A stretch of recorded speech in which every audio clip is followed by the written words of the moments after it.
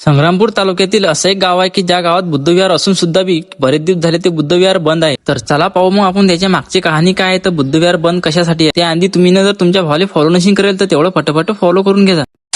तर काय म्हणता पुट्टे हो, कशा सर्वांना मनापासून जय भीम, जय महाराष्ट्र. एकदा सर्वांचा मनापासून धन्यवाद करतो की आपले लवकर 6,000 फॉलोअर कंप्लीट केल्याबद्दल. तर झाला विषय असा आता की पंचाळा येथे वंचित बहुजन आघाडी व भारतीय बौद्ध महासभेचे जिल्हा कार्यकारिणी अध्यक्ष यांनी भेट देऊन पंचाळा गावातील बरेच दिवसापासून बंद असलेले बुद्धविहार, पवित्र बुद्ध आणि त्यांचे धम्म हा ग्रंथ वाचनकरिता खुले करण्यात आले. या ठिकाणी असलेली घाण कचरा साफसफाई करण्यात आली. ते विहार तिथल्या सामायिक महिला मंडळ यांच्या ताब्यात देण्यात आलं. यानंतर या ठिकाणी सर्व गावातील उपासिक व उपासिका हे उपस्थित राहून धम्म ग्रंथाचे वाचन करिता असे आश्वासन त्यांनी दिले. आजपासून या ठिकाणी ग्रंथ वाचन सुरुवात होणार. आता राहिलता विषय आपलं बुद्धविहार नेमकं बंद कासाठी होतं. बंद अशासाठी होतं की कोणी तिच्यावर कब्जा करला होता, तसा काहीच विषय नाहीये. बरेच दिवसापासून आपलं बुद्धविहार बंद असल्याच्यानं कोणीतरी त्याचा वापर करत होता. पंचाळा गावात लवकरच ग्रंथ उद्घाटन होणार. पंचाळा या गावातील जे प्रॉब्लेम होते ते प्रॉब्लेम सॉल्व्ह करून आपण सरकती डायरेक्ट पाणीपुरी खायला आलो. आता जसं की तुम्हाला तर माहिती आहे तुमचं फुकाचं गुळ सोडत नाही आणि खाय प्यायच्या बाबतीत मागे सरत नाही. आपण सट खातो आणि तट राहतो. तर चला पोटो मग आजच्यासाठी एवढंच. भेटू तुम्हाला असंच पुढच्या ब्लॉग मध्ये. तर लोक घ्या तुमच्या भावाला फॉलो करून. हा एक सांगू तुम्हाला जर आपले असेच ब्लॉग पाहिजे असतील तर तुमच्या भावाला फॉलो करणं गरजेचं आहे.